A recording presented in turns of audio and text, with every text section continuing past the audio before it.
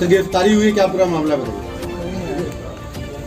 2 तारीख को थाना मलिहाबाद में ग्राम मोहम्मद नगर में एक भूमि के सीमांकन और पैमाइश का विवाद था, जिसके संबंध में लेखपाल द्वारा सभी पक्षों को नोटिस दी गई थी और उस नोटिस पर सारे पक्ष वहां पर आए, जिसमें जो फरीद खान और उसका चचेरा भाई ताज और सलमान और सिराज खान, ये चारों लोग वहां पर आए, लेकिन पैमाइश को लेकर के विवाद हो गया, जिसमें पैमाइश नहीं हो पाई। सभी लोग वापस चले गए, लेखपाल भी वापस चले गए। जब फरीद खान अपने घर पहुंचा तो उसके थोड़ी देर बाद ही ये सिराज खान और इसका लड़का फराज खान, ये दोनों भी उसके घर के पास पहुंचे। ये लोग आपस में रिश्तेदार भी हैं, फरीद और सिराज खान रिश्तेदार हैं। वहां जाकर के पुनः इन लोगों के बीच में विवाद हुआ और विवाद के बाद वहां पर सिराज खान ने अपने थार गाड़ी में रखी हुई राइफल से गोली चला दी और उसका लड़का फराज खान भी गोली चलाया, इस गोली कांड में 3 लोगों की मौत हुई। एक फरीद के लड़के हंजला खान की, उनकी पत्नी फरहीन की और उनके चचेरे भाई ताज की। ये गंभीर घटना थी। तत्काल पुलिस आयुक्त महोदय द्वारा, ज्वाइंट पुलिस कमिश्नर और मेरे द्वारा जो घटना निरीक्षण किया गया, अभियुक्तों की गिरफ्तारी के निर्देश दिए गए। घटनास्थल को संरक्षित कर सारे प्रदर्शनों को कब्जे में लिया गया और शवों को पंचायतनामा कर पोस्टमार्टम के लिए भेजा गया। पुलिस की 5 टीमें गठित की गई और तत्काल चारों तरफ से नाकेबंदी की गई, जिसका परिणाम ये हुआ कि अभियुक्तगण अपनी थार गाड़ी और राइफल जो कि यूज किए थे घटना में, वो छोड़ करके भाग गए। एक अभियुक्त अशरफी, उसको भी तत्काल पुलिस द्वारा गिरफ्तारी कर ली गई और पुलिस की कुल 5 टीमें गठित की गई अभियुक्तों की गिरफ्तारी के लिए। थाना माल, मलिहाबाद, रहीमाबाद, काकोरी और दुबग्गा, इनकी 5 टीमें गठित की गई। पश्चिमी जोन की क्राइम ब्रांच, सर्विलांस टीम और सेंट्रल जोन की भी क्राइम ब्रांच टीम लगाई गई ताकि अभियुक्तों को शीघ्र गिरफ्तार किया जा सके। तत्काल अभियुक्तों के परिजन और एसोसिएट्स, इनको हिरासत में ले लिया गया और जब इनसे पूछताछ की गई तो ज्ञात हुआ कि अभियुक्त के पास पोलैंड का पासपोर्ट है और ये विदेश भी भाग सकते हैं। तत्काल एयरपोर्ट अथॉरिटी के माध्यम से चारों तरफ हर जगह, हर एयरपोर्ट पर जो है मैसेज दे दिया गया, इनका आधार कार्ड दिया गया ताकि ये भाग न सके। लुकआउट नोटिस जारी की गई, नाकेबंदी कर दी गई।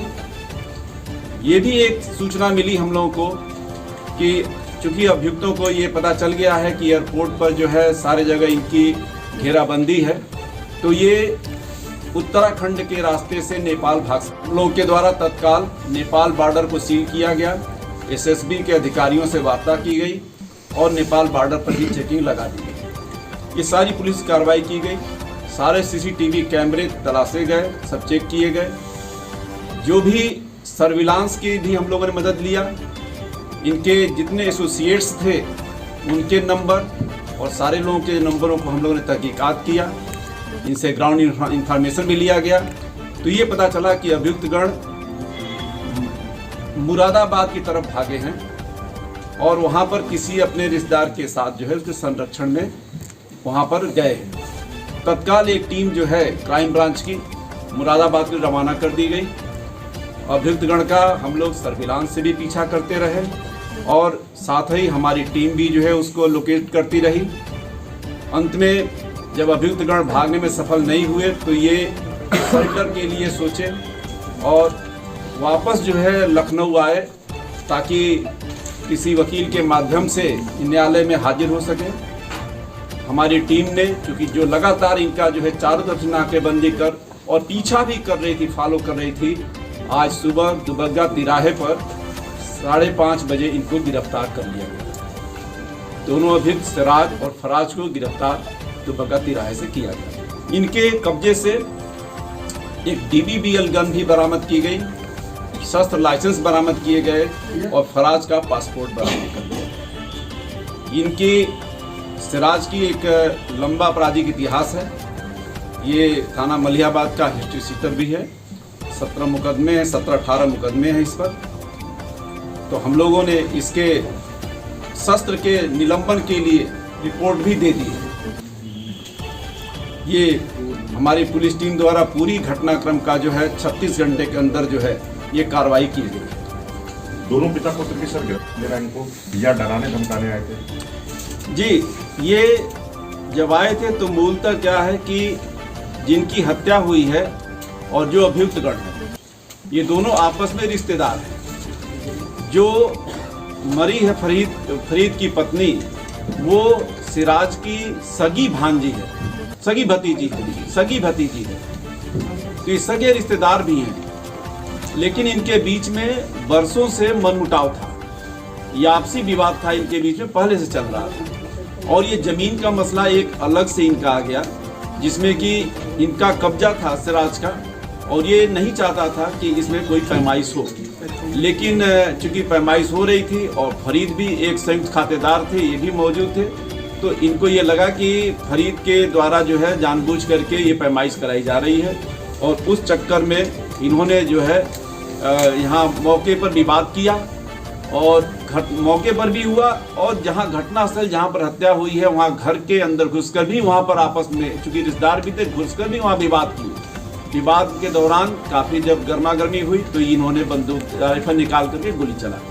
सर, पुलिस को क्या सूचना दी गई थी पैमाइश की कि राजस्व के लेखपाल द्वारा या किसी संबंधित अधिकारी द्वारा?